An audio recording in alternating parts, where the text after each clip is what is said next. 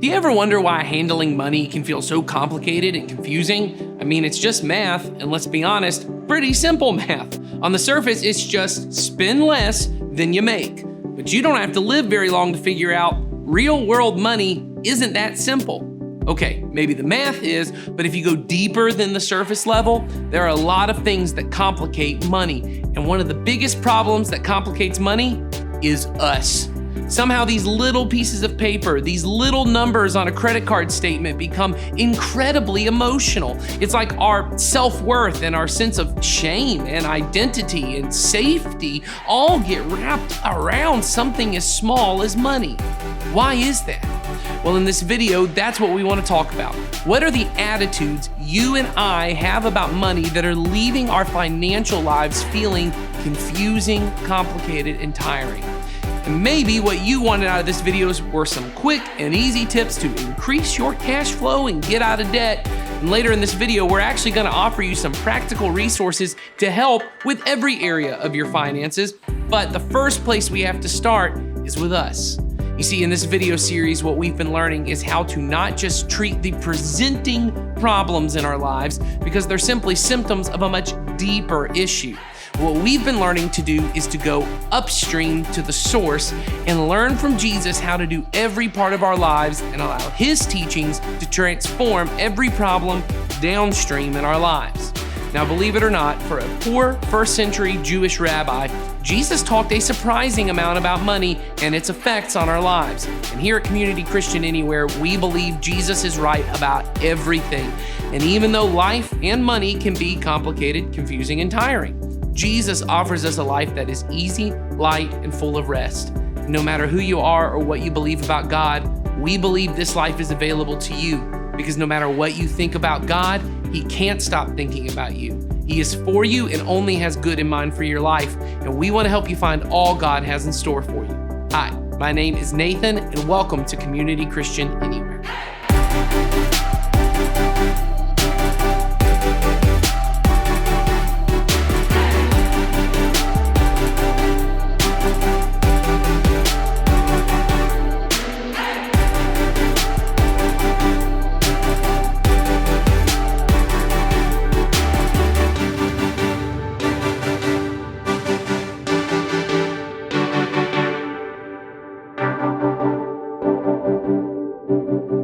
I want to get started by identifying three very typical attitudes about money. And then I want to unpack a parable that Jesus taught in Matthew 25 to identify some not so typical attitudes about money. So here's a typical attitude that most of us either believe overtly or unconsciously. More money and more things will make me more happy. If you just watch the way we live or listen to the way we talk or observe the things that we worry about, it's about our pursuit of more. A few more dollars, a few more things, a few more experiences, of trying to make a little bit more in order to have more fun. And in the end, we believe it will make for a better life. And yet, if you listen to wisdom from one of the richest people who ever lived, who's been recognized as one of the wisest people who ever lived, a guy named Solomon, as he writes in his memoir called Ecclesiastes, he says, "Whoever loves money never has enough. No matter how much income, you're always going to think the answer to your money issue is one word: more." That's Solomon's point. Now, if you don't like ancient wisdom from a rich guy whose wisdom has stood for several thousand years, let's listen to a contemporary guy who many of you will know, actor Jim Carrey, whose net worth is currently reported to be about $180 million. He said, "I think everybody should get rich and famous and do everything they've ever dreamed of so they can see that's not the answer." But in spite of ancient wisdom and wisdom from the star of Dumb and Dumber, most of us, when we look at how to do money, we always think it's an income problem. I just need more. Here's a second typical attitude when it comes to money. All the church is interested in is my money. And that's why he's talking about this today, because Community Christian just wants more money. Now, I know some of you are really cynical anytime we talk about money, and honestly, I don't blame you. I'm often embarrassed by much of what goes on in the name of God when it comes to money. So I get why you would be cynical, and you probably think this about me as well. But just step back from what you've seen and heard, and let's have an honest conversation about this for a minute, and let's talk about the truth. The truth is, the majority of people who participate in any way a community Christian give little to nothing to this church. And we don't hold barbecues to raise money. We don't raffle stuff to raise money. We don't get people's emails and addresses and send collection agencies to your house. You can be involved at Community Christian and you won't ever get a monthly statement invoicing you for community kids ministry or student ministry or use of the restrooms or free counseling service or help with your marriage or addictions. We don't lock the doors and refuse ministry to you or your kids if you don't pay. The experience most people have at church, it's completely free. Now, honest talk, okay? Try that today when you go to a restaurant, or tomorrow at your daycare, or when you go to the store. Just go in, enjoy the food, take some clothes, drop off your kids, get some work done on your car, whatever it is, and walk out and see if they aren't really interested in your money. You see, businesses are about money. At Community Christian, we're trying to help everybody learn from Jesus how to do every part of their life. We know life can be complicated, tiring, and hard, and we want to help. Community, it's about meeting needs. Businesses are about money. Businesses are for consumers. So get the best deal you can. The church is for worshipers and those who want to serve God by loving everybody else. If you want to get honest about the whole money thing, we, the church, we exist to do what Jesus did, which is give ourselves away. In fact, over the last year, we've been going through this whole worldwide pandemic.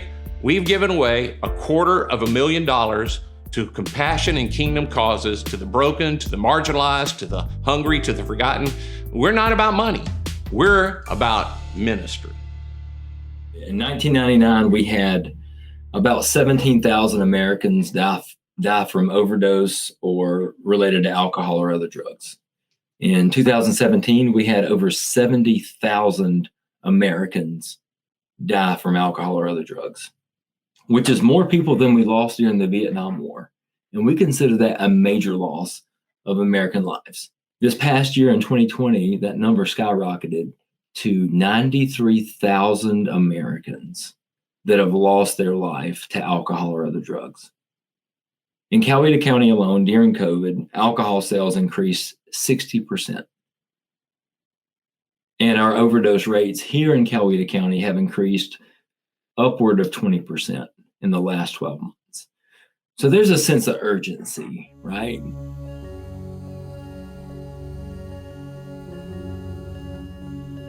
Our whole sort of what we do here is based on what is not available in our community. Our average number monthly is around 1,500 people a month. And we really want to be a resource and an organization that fills in gaps in our system, in our services, providing linkage to additional support services in our community, and just be a service that fills in the gaps, because there's a lot of gaps in our system around substance use and or mental illness. We have 22 support group meetings a week at this facility, 22. And some of those are 12-step anonymous programs, and some of those are non-12-step programs. So we also believe in multiple pathways to recovery. We have family support groups. We have community member forum support groups where community members can show up and ask questions. We have a lot of opportunities for community members to be involved, be it people in recovery or just interested allies. So we have that component, but we also have the component in our county jail where we are establishing a relationship with people in that setting, which means that they're going to be more likely to come and see us when they're released. So we have a lot of people coming to us from the county jail that are needing housing options, maybe food, maybe clothing. We also have resume building, budgeting. We also have linkage to employment, career, and education opportunities. So all of those like sustainable things, that's the empowerment piece, is that, you know, we can walk you through those processes and we have these services available. Because of the shame and the stigma associated with this, it doesn't have the advocacy in our public health care and our community for people, a lot of people that may have misconceptions around addiction and or recovery, is that maybe those people just aren't worth it, And so the ability to put a positive face and a voice on recovery is also going to leverage partnerships and relationships for people in our community to care about this population. And then to also equip those individuals on the knowledge and resources and what they can do to contribute to the solution, because there is a solution. And the more unified we get and the more educated we become as a community on this topic, the more we'll realize that we can do something about it versus sitting back and just sort of pointing the finger at the problem. And you know as well as I do, that doesn't really change a whole lot. So the possibilities are endless. We've been an organization. We had our first planning meeting for our organization in January 2016 in the business office at Community Christian Church with 10 volunteers.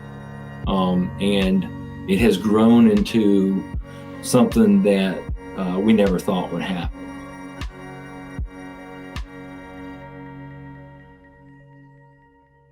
We're about impact. We're about changing lives. And if you're skeptical about that, I'd challenge you just to stick it out through this entire series and ask yourself when it's over, whether or not people's lives would be better if they moved in the direction of Jesus' teaching on this subject, or they'd be worse if they did what he said. Now, here's typical attitude number 3, and we've all said this at one time or another. Hey, it's my money, and I can do whatever I want with it. And that's what most of us think. And Jesus lived in a culture that felt the same way.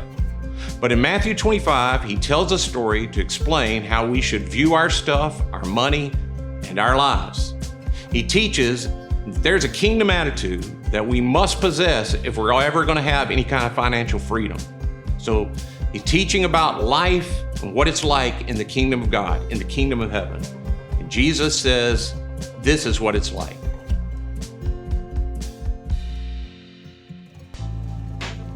The kingdom of God will be like a man going on a journey who called his servants and entrusted his wealth to them.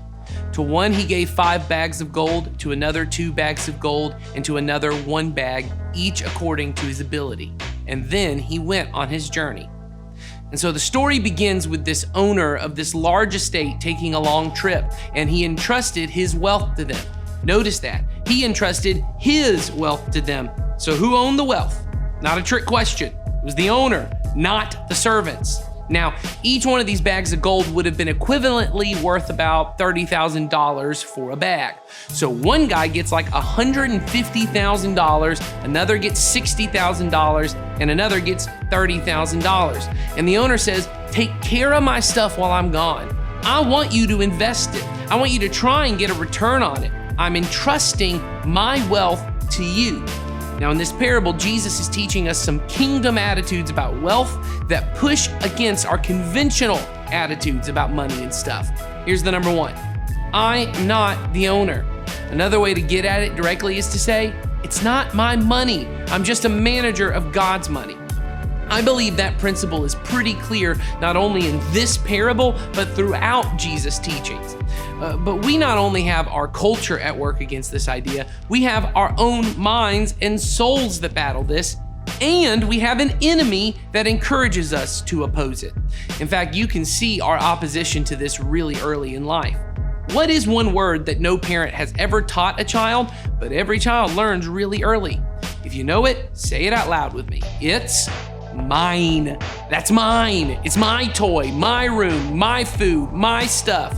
One day, I went up to my 9-year-old daughter's room to talk to her, and she had a new sign on the door that read, "No parents allowed." So I knocked on the door, and she said, "What's the pass code?" And I chuckled at her little game. "I don't know the passcode," I said. And she said, "Well, then I guess you can't come in my room." And I said, "Well, how about the passcode be, Daddy pays the mortgage?" And she said, "Huh?" Because she didn't know what a mortgage is. But I think she got the message. It's not her room. Now, I gave her that room, and I expect her to manage it responsibly, but don't get it twisted. It's not her room. And were these 3 guys in Jesus' story with the 3 bags of gold the owners of the money? No, they were managers. They were managing the owner's stuff. And a good manager takes their cue from the owner. A good manager says, Thanks for trusting me with some of your stuff. What do you want me to do with your stuff? The underlying point Jesus is trying to make in this story is that the owner, we can probably all figure this out by now, he represents God, and God has put on loan to you and me a certain amount of resources, a certain amount of stuff, a certain amount of money, a certain amount of property, but God is the owner. You and I are just managers.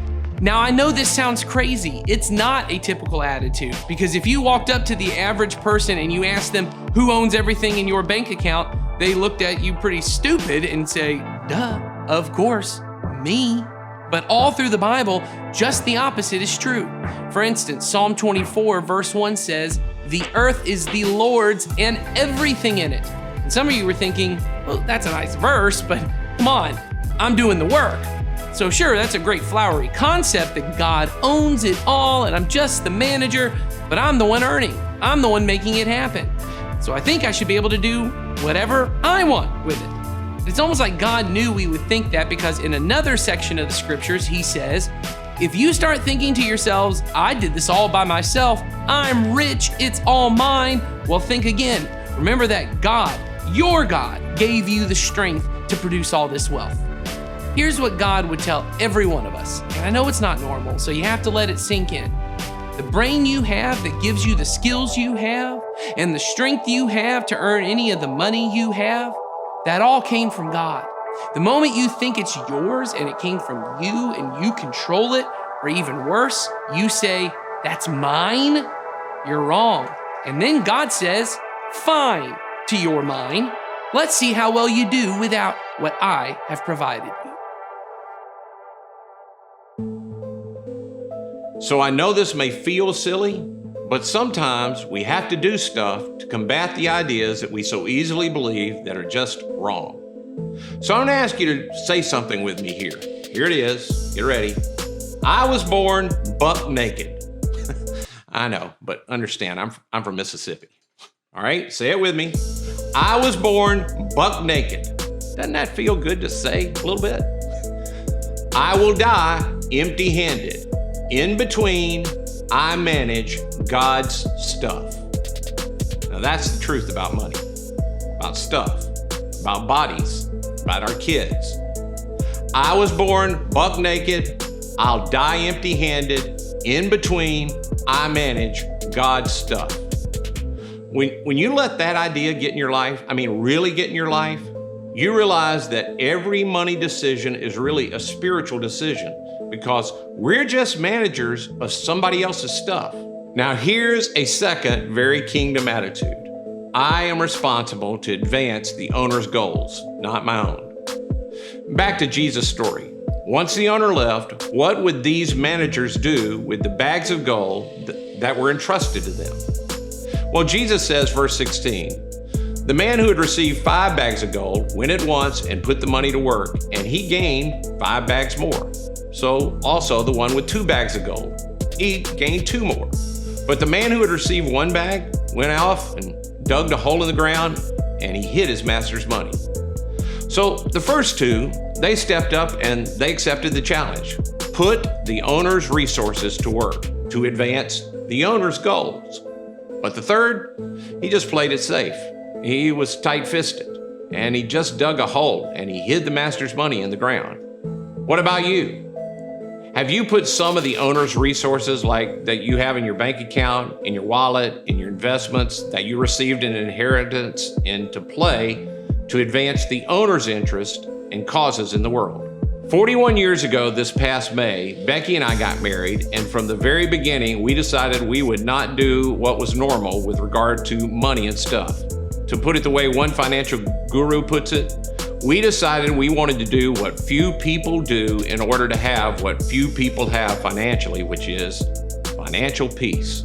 For instance, we decided early in our marriage that we would do the money the way God talks about in the Bible. We would give first at least 10%, the very first thing, and then we'd save, and then we'd live on the rest. We lived that way when we made a little money and when we made more. And we've made some mistakes. I made the mistake of choosing to put the first sound system of this church when we started it on my own credit card. It was the first thing that we had ever bought together on credit. But once I tasted that credit candy, it took me a bit to give it up. But even during that time, we gave first, we saved, and then we lived on the rest. Now, I've taught this system to my 3 sons, and I've taught it to others now for 30 years. And I get that some people don't like math, so I'm going to show you a really slow and really simple. Here are 10 $1 bills, and this is the system. Every time we get 10 of these, the first thing we do is we give 1 or more to God. The second thing we do is we save 1 or more of these for ourselves and we invest. And the third thing we do is we live on the rest. Now, I know that might have gone by some of you, so let me just do that again. Every time we get 10 of these, the first thing we do is we give 1. You give 1 or more to God if you want. The second one we do is we save 1 or more of these for ourselves. And the third thing we do is we get wild and crazy with the rest of these, like a weekend in Columbus. Whee! Now, I know there are probably better, more sophisticated ways of talking to you about money, but I'm just telling you, as long as we've done these 3 things for over 41 years in our marriage, we've been okay. And we've never been close to the edge of financial calamity, and more importantly, we've been free. Free to lovingly give to people, free to support causes we care about, free from the worries that put pressure on relationships. We're free. So one more time, in case you didn't get it. Every time you get 10 of these, we give, then we save, then we live on the rest. This is a system that I've taught for decades, and I've literally seen it transform thousands of lives. But the truth of the matter is, some of you, many of you, you're in circumstances right now where you don't know where to start. You don't know where to begin to put God-honoring financial plans into place to advance the owner's goal. Because many of you haven't practiced some of these principles, and you didn't grow up in an environment, in a family that taught you good financial principles. Or some of you, you've just been hammered by some unexpected or catastrophic kind of circumstances in your life, and you don't know how to climb out. Well, let me show you how we can help.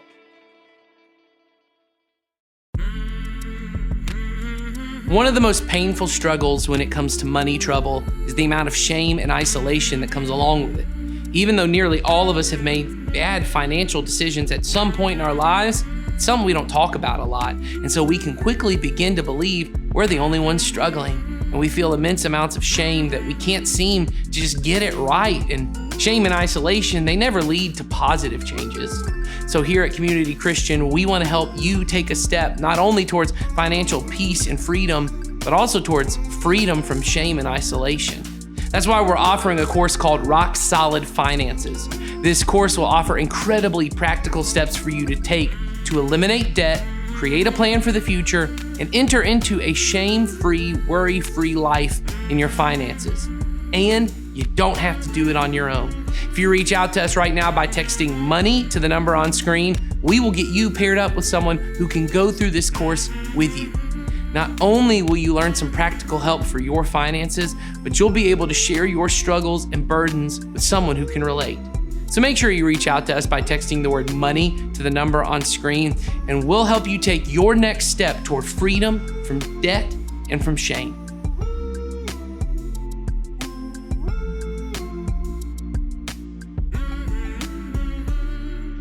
Now let me show you how Jesus concluded this story, and then I'm going to give you one final kingdom attitude, okay? The owner goes off on his trip and has a good time. One day he returns to see these managers and what they've done with this stuff.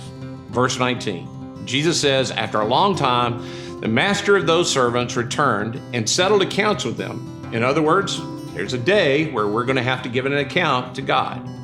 The first 2 reported, and they had doubled the owner's investment. They had been really serious about advancing the goals of the owner because they understood that they weren't owners, they were just managers. And so he brought in these guys, and We read about them, they doubled the 5 bags of gold and got 10, the 2 bags of gold, they got 4 bags of gold. And then he said to them, verse 21, he said, "Well done, good and faithful servant. You've been faithful with a few things. I'll put you in charge of many things. You can be trusted with more. Come, share your master's happiness." Now, here's the final kingdom attitude today. I demonstrate who the owner is by putting him first. Now, think about this. There are really only 5 things you can do with your money. You can spend it, and we're generally really good at that one. We don't need a lot of coaching on that. You can pay debt with it. We don't like to do that, but we do. You can pay your taxes. It's our responsibility as citizens to pay our taxes. You can save it if there's anything left over, and we do that, and you can be generous. We say you can give some away. Now, not only are those 5 things that you can do with money, but typically, if we're honest, this is the exact order of money priorities in our life. First thing we do is we get some money, and we spend too much of it, so we have to pay debt on things we've already spent money on, and then we pay taxes, and then maybe we have a little left over to save. And if anything's left over, we might give a little bit away. Or to look at it another way, my money, my priorities are me, America, then God, somebody else other than me. Now, I know most of you aren't intentionally telling God you're going to be last, but if we're completely honest with ourselves, He is. Jesus would say, you just need to reverse that order of financial management. It just needs to be the opposite when it comes to managing the owner's resources. First, we give to God. We put Him first. Then we save and pay ourselves. And then we pay our taxes. And then we pay our debt.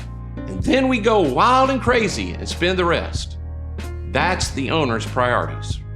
Proverbs chapter 3, verse 9 says, "Honor the Lord with the first fruits of your crops." The idea is give back to God in such a way that says, God, you are first in my life. God, everything I have comes from you. So I honor you first. This is a kingdom journey, and it starts with us getting the idea that it all belongs to God. Now, I want to end this a little differently. I really want to try to drive that idea home as well as I could. And I saw a preacher named Gene Apple do this, and I thought it's just a great way to make this applicable to you. So if in the last couple of weeks you let us know that you were part of our online service and we have your address because you sent it to us, I sent you an envelope this week and it came in the mail, and I hope you got it. And it said, do not open this until Ed tells you to open it. So I'm now telling you, open it. In every envelope, look what you got. There's a $1 bill. You're welcome. But I want to be really clear about this. That money you have, it's not the church's money. That is my money. And there's no joke here. I'm not getting reimbursed on this or anything like this. I went to my bank the other day. I withdrew enough $1 bills for everybody to have one today. Now, here's what I'm asking you to do with this money. I want you to carry it with you all week long. And here's the reason I want you to do that. I want you to feel the tension of knowing you're carrying somebody else's money. Some of you want to send it back to me. You're going to say, okay, I get the point. You don't have to let me have any of your money. But I don't want to take it back. You can't give it to the church. It's my money. I'll tell you what I want you to do next week when you show up. Okay? Well, I want you to carry it this week, and I want you to bring it back with you next week. Just keep it for this week, and then come back next week, bring it with you. All of it. God only asks you for 10%. I want 100% of my money back next week, okay? Don't bring me a dime. I want this to be a tangible reminder, even when you don't see it, that everything you have belongs to God. You're just a manager. Money in your wallet, it's His. Money in your saving, His. Your house, your car, clothes on your back, they are all His. And we all need to feel the tension of carrying God's money It's not like just 10% belongs to Him. It all belongs to Him, and He trusts us to advance His goals, not our own, to demonstrate that He's the owner by honoring the owner first with the first portion of our income. That's what He asks. So every time you pull up your bank account online, you just need to feel the tension. You're looking at God's money. You're managing God's money. And how you manage it, it's a spiritual issue. It's not mine to do with whatever I want. So listen, if there's any part of your life where God's not number one, then just be clear. You're saying, hey, I got this. God, I don't need you. Hey, God, stay in your lane. To be a follower of Jesus says, I'm bringing all of me. I surrender all. It's not my life, it's yours. So maybe for you, there's an area in your life that you've not surrendered to God. And it might not be this area. Maybe you've surrendered 19 out of 20 areas in your life to God. But maybe there's one area they haven't yet. And today's the day where you could say, God, it's all yours. And we want to help you take a step towards surrendering that area today. Throughout this video, you felt a pull toward taking some kind of step. Maybe you're not even sure what it is. I believe that pull has been the voice of God drawing you toward freedom.